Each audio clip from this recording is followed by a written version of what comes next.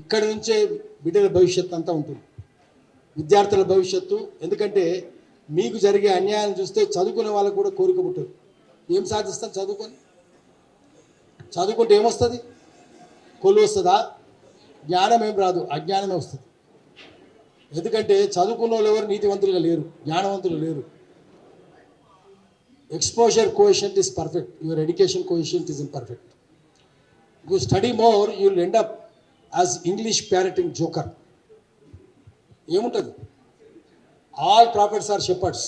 మన నల్ల గొంగడి తీసుకొని, నల్ల మేకలు తీసుకొని, నల్ల తుమ్మలు చూడు తింటే జ్ఞానం వచ్చింది. Sensory perception plus rational reflection.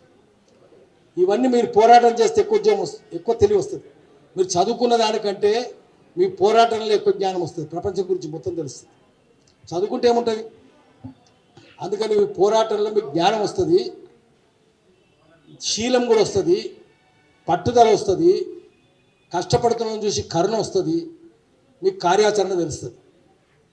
చదువుకుంటే కంటే మీ పోరాటంలో మీరు రాటు తెలుతారు. అందుకనే పోరాటం మంచిదే. ఒక అందుకు ఇది ఒక అందుకు రేవంత్ రెడ్డి మంచిగా చేసింది, మీకు ఇంత కలిగిస్తున్నాడు ఆయన. అయితే ఇక్కడ మన మిత్రులు ఇంతకుముందు వచ్చినప్పుడు చెప్పినట్టు మీడియా రాలేదని బాధపడుతున్నారు. బాధపడకండి, మీడియా పని అయిపోయింది. ఇప్పుడు టీవీలు చూస్తుండ్రా, పత్రికలు చూస్తుండ్రా, అయిపోయినాయి అవన్నీ. They will be soon dead, they will be soon పోతారు, they will be soon buried and they will be forgotten also. ఏం బాధపడొద్దు, ఎందుకంటే ఇది ఇక్కడ కూర్చున్నాం కదా.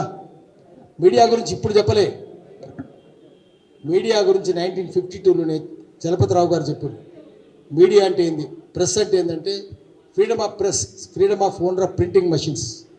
No body writes editorials, everybody writes proprietorials అన్నాడు. బాబు మీరు మాట్లాడితే ఒకటే మాట్లాడదు. అందుకని ఎడిటోరియల్స్ అంతా దొంగలే కదా. రామోజీరావు 8,000 కబ్జాలు పెట్టిండో మనకు తెలుసు కదా, 1,000 ఎకరాలు. వాళ్ళందరూ దొంగలే. వాళ్ళు మనకెందుకు న్యాయం చేస్తారు? పేదోళ్ళు చేయరు. ప్రభుత్వం ఎవరుంటే వాళ్ళ వెనక తిరుగుతారు. కేసీఆర్ అంటే కేసీఆర్, రేవంత్ రెడ్డి రేవంత్ రెడ్డి, చంద్రబాబు రాజశేఖర రెడ్డి. రేపు ఇన్న ముఖ్యమంత్రి అయితే ఇన్న చుట్టూ తిరుగుతారు. ఇప్పుడు మాట్లాడరు. అందుకని మనం మీడియాను వదిలేద్దాం. శ్రీశ్రీ చెప్పిండు, పెట్టుబడికి కట్టుకథకు పుట్టిన విష పుత్రికలు ఆంధ్ర దినపత్రికలు అన్నాడు. పత్రికలు గోరంతలు కొండంతలు చేస్తాయి, కొండలు గోల్కొండలు దాచేస్తాయి. జర్నలిజం కూడా ఏమైంది? Journalism has become toasting, feasting and fitting job. విందు మందు వినోదాల ఉద్యోగం అయింది, అంతకుమించి లేదు కదా. కాబట్టి ప్రజల గొంతుకు ఎందుకు అవుతుంది? మీడియా అంటే ఏముండాలంటే, media should be voice of the voiceless, heart of the heartless, soul of the soulless, sigh of the oppressed. అనగారిన ప్రజల నిట్టూర్పు, అనగారిన ప్రజలు ఆహట్ అయి ఉండాలి. వస్తుందా? లేదు కదా. ఇప్పుడు మనం చేద్దాం ఆ పని. సోషల్ మీడియానే మన ఇంటున్నది, అదంతా అన్సోషల్ మీడియా. మన ఇంట మొత్తం సోషల్ మీడియా ఉంది కదా, మనం ఎందుకు బాధపడాలి? అన్సోషల్ మీడియా మన ఇంట ఉండదు, సోషల్ మీడియా ఉంది. మనం గట్టిగా దీన్ని సంతోషపడదాము. అయితే మిత్రులారా, పూర్వం తెలంగాణ ఉద్యమం ఇన్నారెడ్డి వచ్చి కేసీఆర్ను పట్టుకొచ్చి కూర్చోబెట్టి తెలంగాణ అంటే ఏందో పాఠాలు చెప్పిండు.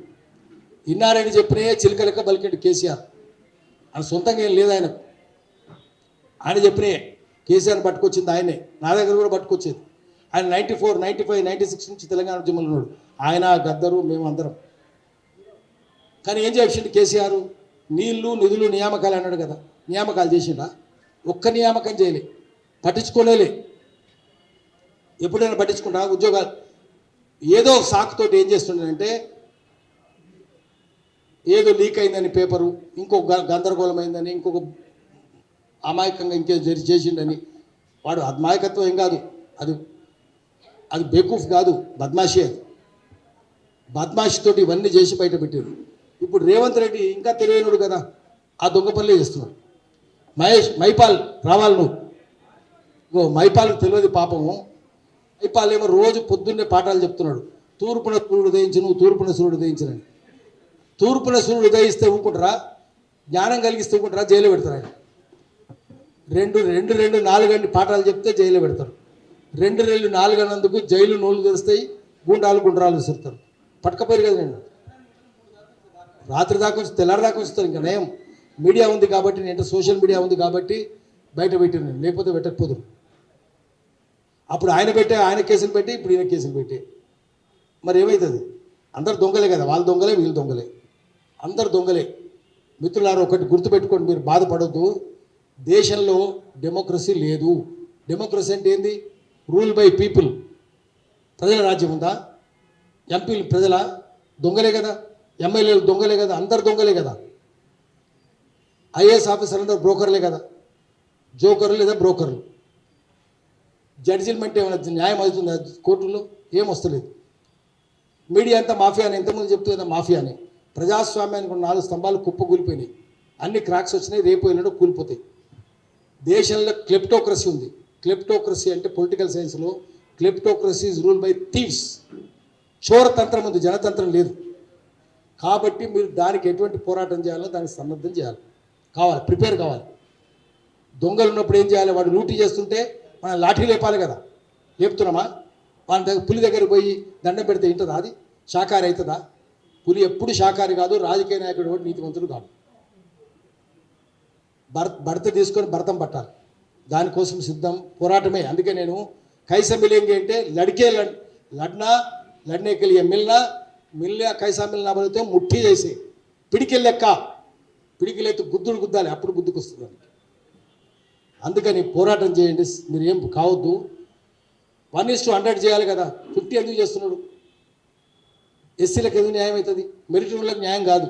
మెరిట్ ఉన్నోడు వాడిని మాట వింటాడా? వినడు కదా, ఆలోచించే వద్దు. ఎందుకంటే ఈ దేశంలో చదువు శాంతి భద్రతలకు విఘాతం, తెలివి శాంతి భద్రతలకు విఘాతం, తెలివి ఉండనే వద్దు వానికి. దానివల్ల ల్యాండ్ ఆర్డర్ ప్రాబ్లం వస్తుంది. అన్ని ప్రభుత్వాలు నమ్ముతాయి, ఇప్పుడు కాదు ఎప్పటి నుంచో ఉంది ఈ సామెత, నేను చెప్పేది కాదు.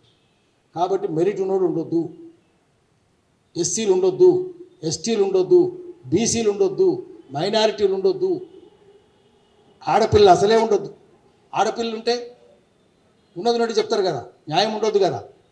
ఎందుకంటే మగవాళ్ళకు ఆడ్రినలిన్ హార్మోన్ ఉంటుంది, అంటే ఓ ఉడుతాడు, కానీ దయ ఉంటుందా?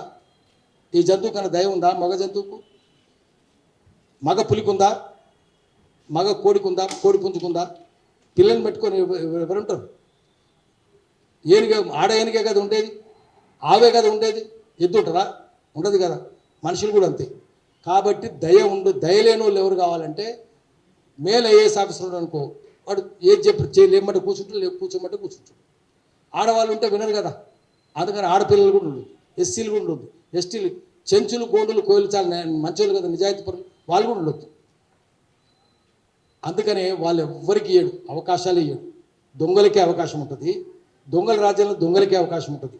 మనం 1:100 అడుగుదాం, వాడు 50 అంటాడు, వాడు ఏమి చేయడు, వాడు చేసిందే వీడు చేస్తాడు. వాడు ఒక మాట చెప్పిండు, వీడు ఇంకో మాట చెప్తాడు. అందుకని ఇన్ని ఇష్యూస్ మీరు చాలా చెప్పారు. ఇష్యూస్ అమలు చేయాలంటే, అమలు కావాలంటే పోరాటం ఒకటే మార్గం. పోరాటం ఎట్లా పోరాటం ఉండాలంటే, నేను ఇన్నో వీటిలో అందరం ఉండాలి.